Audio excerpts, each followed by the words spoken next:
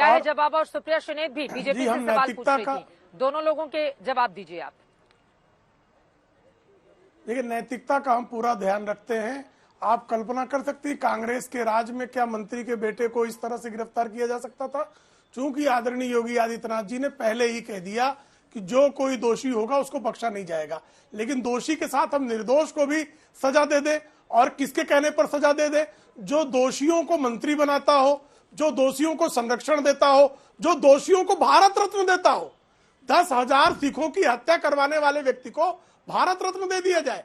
और जो है नथुराम गोडसे ने महात्मा गांधी की हत्या की इसलिए हिंदू आतंकवाद था, तो वी प्रभाकरन ने जो है एक क्रिश्चियन ने राजीव गांधी की हत्या की, ईसाई आतंकवाद कहते हैं उसको। है हिम्मत सुप्रिया श्रीनेत में कि राजीव गांधी की हत्या ईसाई आतंकवाद में हुई है? कोई कह सकता है क्या कि ईसाई आतंकवाद भी इस देश में है? इस तरह कोई बात कर सकता है क्या? क्योंकि वेल्लुपल्ली प्रभाकरन जो था उसका धर्म ईसाई था और उसने हत्या करवाई थी राजीव गांधी जी की।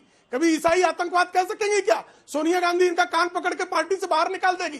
तो ये जो दशा है, बारंबार जो है हिंदुओं को बदनाम करना। अभी राहुल गांधी कहते हैं हिंदू और हिंदुत्व अलग है। ये उसी तरह से जैसे राहुल गांधी पुरुष तो है लेकिन पुरुषत्व नहीं है उनके पास, ऐसा कोई कहते। हिंदू और हिंदुत्व और पुरुष और पुरुषत्व का वही संबंध है। तो राहुल गांधी बार बार खड़े होके जिस तरह हिंदुओं के लिए अपशब्द बकते हैं, वो ये बता रहा है कि उनके मन में जिस तरह से काशी में सरकारी पूरे मामले की जांच करवा रही है और मंत्री के बेटे की गिरफ्तारी करवाई गई। ठीक है सर, ठीक है, लेकिन फिर से हम आ जाते हैं मेन मुद्दे पर। ठीक है सर, ठीक है, ठीक है, ठीक है, फिर से हम आ जाते हैं मेन मुद्दे पर जिसको लेकर हम बहस कर रहे हैं, क्योंकि मुद्दा इस बहस का जो है मुझे लग रहा है कि तमाम मेहमानों का ध्यान रखना चाहिए। आगे बढ़ते हुए राजकुमार भाटी जी, मैं सीधे आपको लेकर आना चाहूंगी, क्योंकि जिस जौनपुर में मेरी मौजूदगी है यहीं से कुछ दूरी पर अखिलेश यादव ने आज रोड शो की, बड़ी जनसभा भी की।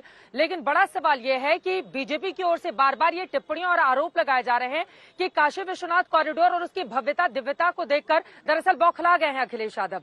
बीजेपी बार बार ये कह रही है कि अगर यही जिन्ना की मूर्ति का अनावरण होता तो वो खुशी खुशी माल्यार्पण के लिए जाते, मिठाई बांट रहे होते। लेकिन चूंकि ये काशी है, इस वजह से उनकी ओर से अभद्र टिप्पणी की जा रही है जो उनकी खराब मानसिकता को दर्शाता है। क्या है इस पर राजकुमार भाटी जी जवाब आपका?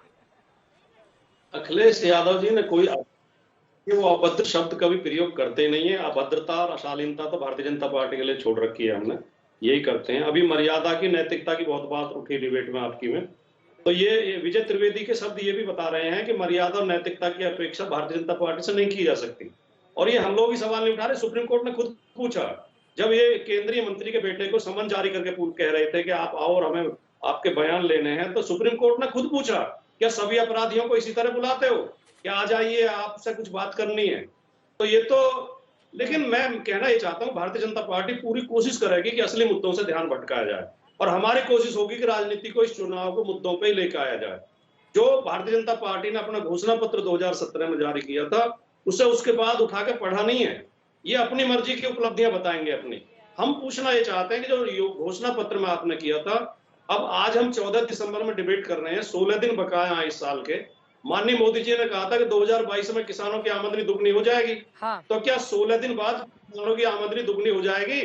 और जो अभी ये कह रहे थे गन्ना किसानों को हमने इतना भुगतान कर दिया, उनके गन्ने का ही तो भुगतान किया है, पूरा भुगतान तो आपने भी नहीं किया, आपका भी बहुत बकाया है।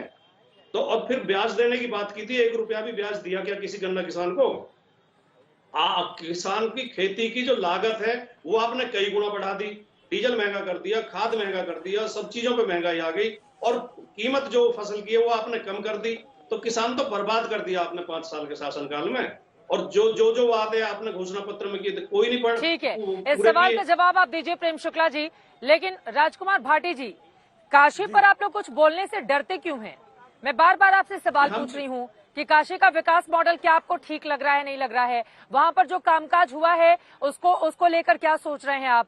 काशी पर आप लोग बात करने से बचते क्यों हैं? आपने जो मुद्दे उठाए, यकीनन मैं उस पर जवाब लूंगी। आपने पहले भी ये मुद्दे उठाए थे, मैंने उस पर जवाब लिया था। लेकिन मुझे लग रहा है जितनी बार मैंने काशी का जिक्र किया उतनी बार फिर आप अलग अलग बातों पर गए, लेकिन मेरे सवाल का जवाब नहीं दिया। स्पेसिफिक सवाल का जवाब भी तो उसी तरह होना चाहिए ना। काशी पर चर्चा करने से हम क्यों डरेंगे? काशी पर बोलने से क्यों डरेंगे? क्या काशी सिर्फ इनकी है? हमारी पार्टी तो अलग अलग है, धर्म तो हमारा एक है, हमारे भी तो शिव हमारे भी तो हैं, हमारे भी तो आराध्य हैं, राम हमारे भी तो आराध्य हैं। हमें क्या डर है? लेकिन हम अब चुनाव आ रहे हैं उत्तर प्रदेश के, इसलिए जनता के मुद्दे उठाना भी तो जरूरी है। ये औरंगजेब औरंगजेब औरंगजेब करते रहेंगे, गरीब की जेब खाली कर दिया आपने औरंगजेब का झांसा देके। ये औरंगजेब की बात बनारस में करेंगे, जो हम गरीब की कामकाज जेब हुआ की है वो बात जनता करेंगे। का ही तो मुद्दा है, वही तो सवाल मैं आपसे पूछ रही थी। ठीक है, ठीक है, ठीक है। लेकिन प्रेम शुक्ला जी, वो बार बार आप कहीं भी घुमाएं, राष्ट्रवाद, सांस्कृतिक और तमाम चीजों की गिनती कराए, वो आपसे डीजल पर, महंगाई पर, रोजगार पर सवाल पूछेंगे ही।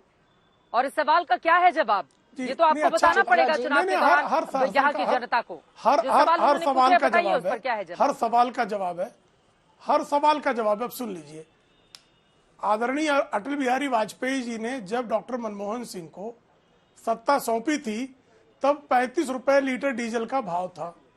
जब आदरणीय नरेंद्र मोदी जी ने डॉक्टर मनमोहन सिंह से सत्ता का सूत्र स्वीकारा तो 85 रुपए डीजल का भाव था। आज डीजल का भाव क्या है? 90 रुपए के आसपास है। तो 5 रुपए सिर्फ जो है डीजल के मूल्य में 7 वर्षों में बढ़ोतरी होती है और 10 वर्षों में 60 रुपए की बढ़ोतरी हो जाती है। तो डीजल का भाव किसने बढ़ाया? मुद्रास्फीति की दर जो है एवरेज जो है 4.5% 7 वर्षों में आदरणीय मोदी जी के कार्यकाल में रही है। आदरणीय डॉक्टर मनमोहन सिंह के कार्यकाल में 10% रही है। तो किसने ज्यादा महंगाई बढ़ाई जी, जरा बता दें। 38,000 करोड़ रुपए उत्तर प्रदेश के किसानों का कर्ज माफ। कर्ज किसके जमाने में चढ़ा? अखिलेश सिंह यादव के जमाने में चढ़ा। माफ किसने किया? आदरणीय योगी आदित्यनाथ जी ने माफ किया। इन्होंने गन्ना किसानों का कुल भुगतान किया 80,000 करोड़ रुपए। भारतीय जनता पार्टी ने गन्ना किसानों का कुल उत्तर प्रदेश में भुगतान किया 1,40,000 करोड़ रुपए। गन्ने का रकबा बढ़ा किसके? और 21 चीनी मिले मायावती ने बंद कराई, 11 चीनी मिले अखिलेश सिंह यादव ने बंद कराई। उन चीनी मिलों को फिर से प्रारंभ किसने किया? आदरणीय योगी आदित्यनाथ जी ने। किसानों का हितू कौन है? आदरणीय योगी आदित्यनाथ जी हैं। किसानों को प्रधानमंत्री किसान सम्मान निधि किसने दी? आदरणीय योगी आदित्यनाथ जी के कार्यकाल में हुई। मुफ्त मकान कब बने किसानों के, गरीब किसानों के? आदरणीय